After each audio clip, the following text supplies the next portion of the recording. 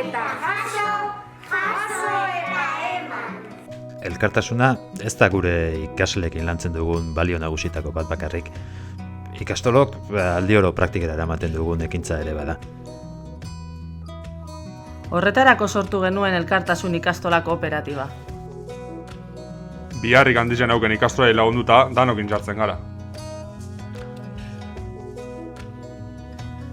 Konpromiso handia eskatzen dute laguntza eskaerek eta txostena aztertzeak eta laguntza banatzeko proposamena lantzeak.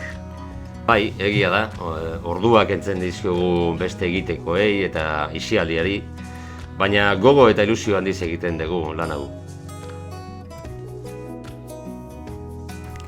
Euskara ofiziala ez den eremu luze zabal bat daukagu Euskal Herrian, eta ikastolak ari gara hor euskaraz irakasten.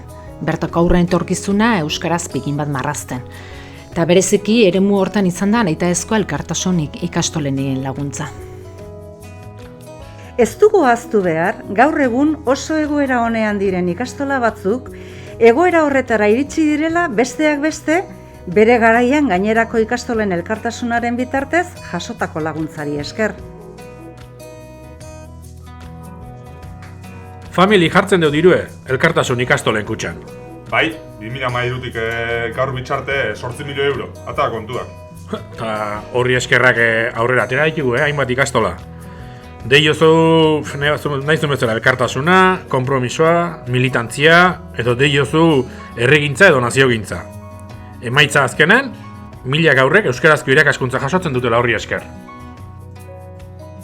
Handia da elkarrekin eta elkarlanean jardunez elkartasunaren bidetik iten nahi geana, eta eraberean uste dut honetan ere ikastolak aintzindari gehala.